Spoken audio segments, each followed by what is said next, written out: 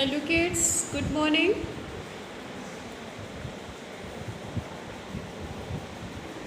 आज की क्लास में हम आप लोगों को बताएंगे कि अगर आपके एग्ज़ाम किट्स में ओरल एग्ज़ाम नहीं होते हैं तो उसमें जो है रिटर्न लेने के लिए आपको इस टाइप की कॉपी प्रोवाइड कराई जाएगी और इसी के बारे में मैं बताऊंगी और फिर उसके बाद हम लोग अपनी क्लास को आगे बढ़ाएंगे। सबसे पहले मैं आपको ये बताना चाहूँगी कि ये जो कॉपी आपको दिखाई दे रही है ये हमारे एग्ज़ाम सीट्स होते हैं और इसको ही हम लोग इस पे जो है अपने एग्ज़ाम का जो आंसर होता है, जो क्वेश्चन पेपर को देख कर के जो आंसर होता है उसको हम लोग लिखते हैं। चूँकि आप अभी क्लास नर्सरी में हैं और आपका अभी कोई भी एग्ज़ाम नहीं हुआ है तो हमने पहले की क्लास में भी आपको बता दिया है कि आपका ओरली होता है। फर्स्ट एग्ज़ाम आपका ओरल होने के कारण आपको रिटन का कोई भी वो नहीं रह जाता है कि आपको लिखना है।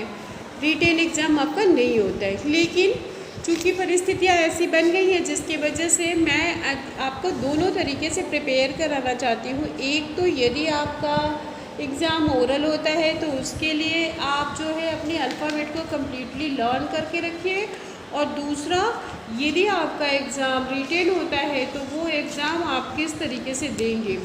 चूँकि अभी यदि आपका स्कूल स्टार्ट रहता है, ये बात मैं पहले भी बता चुकी हूँ कि स्टार्ट रहता है तो आपका जो है अभी अदर एक्टिविटीज़ भी, जो भी सारी चीज़ें सीखने सिखाने का प्रोसेस होता है वो सब चलता रहता है और काफ़ी हद तक आप अदर एक्टिविटीज़ सीखे रहते हैं। लेकिन ऐसा नहीं है, आप अपने होम में अपने घर पे और उस घर पे अपने पेरेंट्स के साथ हैं तो मैं ये नहीं कहूँगी कि वो लोग आपको जो है एक्टिविटीज़ नहीं सिखाते हैं, क्योंकि वो लोग भी तो मेरे से ज़्यादा केयर करते हैं। लेकिन जो है कि स्कूल एक ऐसा प्लेस है, एक ऐसी संस्था है, संस्था के अंदर जब बच्चे जाते हैं, इस प्लेस के अंदर जब बच्चे जाते हैं तो अनेकों बच्चों के साथ उनका जुड़ना होता है, मिलना होता है और फिर उनके बीच रह कर के वो अच्छी बुरी हर तरह की आदतें सीखते हैं, जिसमें कुछ जो है उनका पॉजिटिव पॉइंट होता है, कुछ नेगेटिव पॉइंट होता है। जो नेगेटिव पॉइंट होता है उसमें हम लोग सुधार करते हैं और उसको पॉजिटिव तरीके से आगे ले आते हैं। ये सारी चीज़ें जो सीखने से आप वंचित रह गए हैं, आप अपने फैमिली के अंदर ही हैं, तो ये बेस्ट भी है कि आप इस समय प्रिकॉशन में ही रहिए, क्योंकि अभी जो ये टाइम चल रहा है ये सही नहीं है और थर्ड वेव तो और भी गड़बड़ है। इस वजह से आप जो है फिट रहिए, स्वस्थ रहिए। इसी की कामना करते हुए हम लोग इस क्लास को आगे बढ़ा रहे हैं और ये सारे क्लासेस जो है आपके चल रहे हैं। तो हम आपके एग्ज़ाम के बारे में बता रहे थे कि ओरल एग्ज़ाम आपका होता है। ओरल एग्ज़ाम में आपको जैसे मान लीजिए कि आपका सब्जेक्ट है English, Hindi, math, drawing, rhymes का क्लास है आपका, उसके अलावा जो भी आपका कन्वर्सेशन जीके का क्लास है, तो ये सारी चीज़ें कहाँ हो पा रही हैं, आपकी जितनी हो पा रही है पर्टिकुलरली इंग्लिश, हिंदी, मैथ, ये सारी चीज़ें ही हो पा रही है, ये क्लासेस ही हो पा रही है। जीके की क्लासेस को एक आधा बार मैंने आपको समझा दिया था, पढ़ा दिया था, बाकी आपका राइम्स हो जाता है, लेकिन उसके बाद कुछ भी नहीं हो पा रहा है। तो राइम्स वगैरह जो भी आपको पढ़ाया गया है अभी तक के डेट में, उसे आप जो है अपने तरीके से लर्न करते रहिए अच्छे से, एक्शन के साथ, विदाउट एक्शन, दोनों तरीके से आप लर्न कीजिए। आपके घर में आपके बड़े बुजुर्ग जो भी हैं, आपकी दादाजी, दादी, मम्मी, पापा, दीदी, भैया जो भी है, उनसे भी एक बार हेल्प लीजिए और वो आपको बताते रहेंगे कि किस तरीके से आपको एक्शन के साथ करना है और किस तरीके से आपको विदाउट एक्शन करना है। ठीक है, तो और बाकी रहा आपका ये अल्फ़ाबेट इंग्लिश में, तो आपका ओरल में तो इंग्लिश, अगर आपका इंग्लिश का पेपर है तो ओरल में ये इंग्लिश अल्फ़ाबेट ही पूछेगा, तो उसमें ए से पी नहीं पूछेगा, ए से जेड तक पूछेगा, कि मतलब ए से लेके जेड तक आपको सुनाना होगा। और यदि आपका एग्ज़ाम ओरल नहीं हो पाएगा तो आपको रिटन देना होगा, जिसके लिए आपको किट प्रोवाइड कराई जाएगी और किट में आपको जो है लिखना होगा, तो आपको इस टाइप की कॉपियाँ दी जाएंगी। मे बी कि यदि 4 लाइन की कॉपी हम लोगों को बन के आ जाती है तो 4 लाइन की कॉपी हम लोग आपको देंगे, लेकिन यदि 4 लाइन की कॉपी नहीं आ पाती है तो इस टाइप की 2 लाइन वाली हिंदी की ही कॉपी आपको प्रोवाइड कराई जाएगी, जिसमें आपको कैसे लिखना है ये मैं बता दूँगी।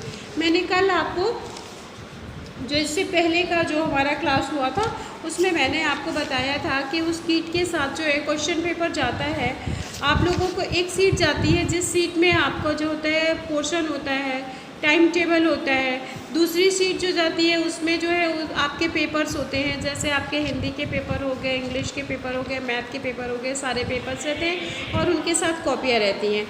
आपकी सीट्स में ही आपको फिल करने होते हैं, इतना स्पेस उसमें बना होता है। लेकिन मान लीजिए कि यदि आप उसमें नहीं फिल कर पा रहे हैं, आप गलत कर पा रहे हैं, तो फिर उस केस में आपको इस टाइप की जो कॉपी होगी, इस कॉपी में आपको लिखना होगा। और लिखने की शैली मैंने बताया था कि जो सीरियल नंबर है 1 2 3 4 क्वेश्चन नंबर जैसे रहा उसी हिसाब से आपको लिखना होगा। जैसे मैंने इसमें बताया था कि 2 आपको क्वेश्चन आपको करने के लिए बताया था। पहला क्वेश्चन बताया था ए से पी तक लिखने के लिए, जिसको कैसे लिखना है ये मैंने आपको बता दिया था नंबर 1 पे।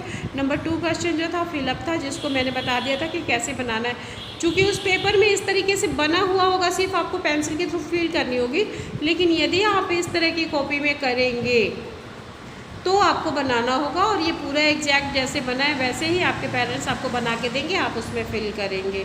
ठीक है, तो थर्ड क्वेश्चन जो हमारा होगा वो क्या होगा? थर्ड क्वेश्चन जो होगा हमारा वो what comes after, before, between में से होगा।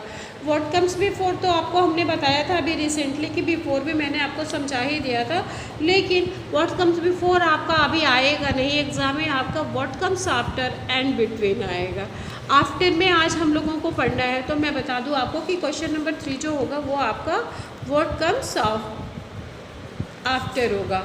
तो इसमें हम लोग क्या लिखेंगे? क्वेश्चन नंबर, अगर मान लीजिए हमारे उसी में हमको फिल करना है उस पेपर में, जो पेपर आपको दी गई है, तब आप उस पेपर में तो डायरेक्ट आप व्हाट कम्स आफ्टर में जो लेटर है उस लेटर के बाद क्या आता है ये आपको भरना है उसमें। लेकिन यदि आपको लिखना है दूसरी कॉपी में, जैसे कि आपकी ये कॉपी है, यहाँ पे मैंने आपको दिखाया कि इस तरह की कॉपी है या 4 लाइन की कॉपी, जो भी कॉपी आपके सामने जाती है उसमें अगर आपको लिखना है तो आप जो है उसमें कैसे लिखेंगे ये चीज़ जानना है। तो अगर आपको इस तरह की कॉपी में जाती है तो भी आपको लिखना ही पड़ेगा, और वो जो है आपके पेरेंट्स बनाएंगे और आपको उसमें अपने पेंसिल के थ्रू उसका आफ्टर यानी उस लेटर के बाद वाला भरना पड़ेगा।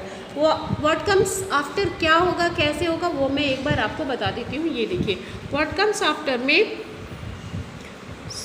वो WHAT what COMES what comes after AFTER after, ये हो गया व्हाट कम्स आफ्टर। इसमें आपको ए से लेके पी तक के लेटर के बीच में से ही या तो सीक्वेंस है या विदाउट सीक्वेंस बना होगा। जैसे मान लीजिए मैंने यहाँ लिख दिया A for apple dash, A for apple dash, C for cat dash,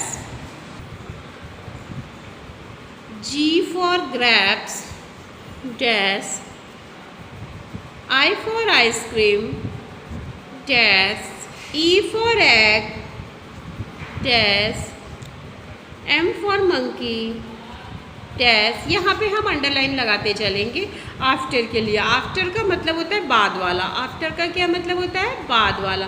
तो बाद वाले लेटर को हम लोग को फिल करना है। व्हाट कम्स आफ्टर में ये 3rd नंबर का क्वेश्चन होगा आपका। व्हाट कम्स आफ्टर में आपको इसको फिल करना होगा। तो ये हमने M फॉर मंकी तक के आफ्टर के लिए बनाया है। अब इसको हम लोग जो है फिल करेंगे। तो कैसे फिल करेंगे? फिल करने का तरीका मैंने पहले भी बताया था और अभी भी बता रही हूँ आपको। जैसे यहाँ पे A है, A के जस्ट बाद क्या आता है? A for apple, B for ball. तो यहाँ क्या आया? B for ball. ये हो गया आपका आफ्टर, यानी A के बाद। जो A के बाद आता है वो क्या है? आफ्टर। उसको हम लोग के बाद में आने वाले लेटर को हम लोग क्या बोलेंगे? After. C for cat, A for apple, B for ball, C for cat के बाद क्या आएगा? D for dog. और इसको आप लोग पेंसिल के हेल्प से फिल कीजिएगा। G for grapes, H for हेन। G के बाद क्या आता है? H फॉर हेन, H for horse, H for house. Any कोई भी वर्ड्स मतलब होता है, कई वर्ड्स होते हैं इससे, लेकिन हम लोगों को जो इजी लगता है जैसे ग्रेप्स, हॉर्स, हेन, कुछ भी हम लोग पढ़ते हैं इससे। I फॉर आइसक्रीम के बाद क्या आता है? J for jug. I for ice cream के बाद क्या आया? J for jug.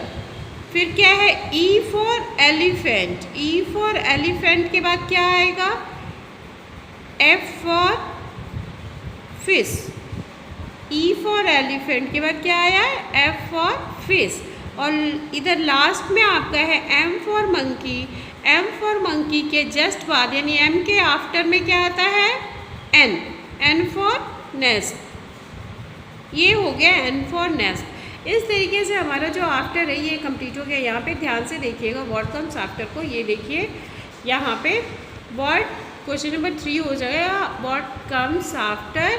आफ्टर मतलब होता है बाद वाला लेटर, और बाद वाले लेटर को हम लोग पेंसिल से फिल करेंगे, और फर्स्ट लेटर जो हमारा होगा जिसके बाद हम लोगों को फिल करना है उसको हम लोग पेन के थ्रू, आपके पेरेंट्स उसको बनाएंगे और फिर आप उस पर फिल करेंगे। ठीक है, ये हो गया हमारा व्हाट कम्स आफ्टर। इस आफ्टर को आप अपने CW की कॉपी में भी कीजिएगा। ठीक है, किस में करेंगे? CW की कॉपी में। और मैंने ये तो बता ही दिया कि इस आफ्टर में यदि आपका पेपर ऐसे प्लेन हिंदी का पेपर जाता है कॉपी के थ्रू, और आप जो पेज आपके लिए लिखने के लिए जाता है उसमें नहीं लिख पाते हैं, तो आप इसमें लिखेंगे और वो भी आपके पेरेंट्स इसमें बना देंगे, हेल्प कर देंगे। उसके बाद आपको उसमें फिल करना है। ये तो हो गया आपका आफ्टर। उसके बाद हमारा क्या आएगा? व्हाट कम्स आफ्टर के बाद हमने आपको बताया था बिटवीन, लेकिन बिटवीन को नहीं पढ़ेंगे आज हम लोग। आज के लिए हम लोग व्हाट कम्स आफ्टर ही पढ़ेंगे, और उसके बाद से जो है हम लोग रिवीजन करेंगे अपने A से लेके Z तक के अल्फ़ाबेट का। ठीक है, ये हमारा अल्फ़ाबेट है। इस अल्फ़ाबेट का रिवीजन हमें पर डे 2 से 3 बार करना है, क्योंकि अगर हम इसका रिवीजन नहीं करेंगे तो हमारा एग्ज़ाम अगर ओरल होगा और ओरल के बीच में यदि हम बोलते समय रुक गए तो वहाँ पे हमारा मार्क्स जो है वो कट जाएगा और हम क्लियर नहीं कर पाएंगे अपना एग्ज़ाम, और बीच में रुक जाएगा, जिसकी वजह से हमारी नंबर जो है, जो हमें मार्किंग होनी है, जो हमारे लिए नंबर मिलने वाला है, वो नंबर जो है वो आपका वहीं पे कम हो जाएगा। तो आपको पूरे फ्लोरेंस के साथ पूरे लाइन से अच्छे से आपको अपने इस अल्फ़ाबेट को A से लेके Z तक का पूरा बोल करके सुनाना है। तो ये हम लोग बार बार रिवीजन इसलिए करते हैं। आप सोचते होंगे कि अरे मैम तो बार बार इसका रिवीजन कराती हैं, हर दिन तो याद है फिर भी कराती हैं। कभी कभी ऐसा होता है कि सारी चीज़ें याद रहते हुए भी हम बोलने में भूल जाते हैं। जब उस व्यक्ति के पास जाते हैं, हमें कितने भी हम कंटेस्ट होते हैं, कितने भी हमको सब कुछ आता रहता है, लेकिन जहाँ पे हमको वो एग्ज़ाम देना है, जिसके सामने हमें बोलना है, वहाँ पे हम रुक जाते हैं। तो इसलिए ऐसा ना हो, इसके वजह से हम इसका बार बार रिवीजन आपको कराते हैं।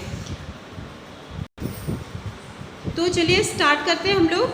A for apple, B for ball, C for cat, D for dog, E for elephant, F for fish, G for grapes, H for horse, I for ice cream, J for joker, K for kite, L for lion, M for monkey, N for nest, O for orange, P for parrot, Q for queen, R for rose, S for sheep, T for tiger, U for umbrella, V for van, W for watch, X for Xmas tree, Y for yak, Z for zebra। ये हमारा हो गया picture के साथ, और 1 time जो है हम लोग को विदाउट पिक्चर पूरे एक साथ बोलना है। उसको आप बोलते रहिए A B C D E F G H I J K L M N O P Q R S T U V W X Y Z। तो ये हो गया हमारा दूसरा साइड जिस तरीके से हमको हमारे एग्ज़ाम में पूछा जाएगा, तो हम लोग इसको रोज़ पढ़ेंगे। और आपको ये बात बोलते हैं, मैं तो जब भी क्लास करती हूँ मैं 1 से 2 बार आपको पढ़ाती हूँ। आप भी जो है इसको 1 बार नहीं, कम से कम 3 टाइम्स यानी 3 बार आप दिन भर में 3 बार पिक्चर के साथ विदाउट पिक्चर ओरली इसको बोलिए। ए से लेके जेड तक जब आप बार बार बोलेंगे तो ये जो है आपको पूरी तरीके से पिक्चर के साथ, किस किस पिक्चर के साथ इस लेटर को यूज़ होता है, सारी चीज़ें आपको सही से क्लियर हो जाएंगी। आप यहाँ से भी पढ़िए जो रिवीजन टाइम्स है, और इसके अलावा आपका जो ये स्टार्टिंग है यहाँ से A for Apple, A for ant, A for x, इसको भी आप पढ़िए, ताकि आपके टीचर्स जो है आपको कभी भी कहीं से पूछे तो आप कंफ्यूज ना हो किसी भी। जैसे मान लीजिए अगर आपके टीचर से ये पूछते ए फॉर क्या होता है तो आप बता दिए एप्पल होता है, पर आपके टीचर ये पूछ दिए कि बी फॉर ये क्या है, तो आप क्या बताओगे? बैट्समैन बोल पाओगे? बैट्स, बर्ड्स, इसमें तो बहुत सारे वर्ड्स हैं। तो इसलिए आप जब इसको बार बार बोलेंगे तभी आपको जो है सारी चीज़ें याद होगी और आप अपने टीचर्स के सामने जो है सही तरीके से बोल पाएंगे।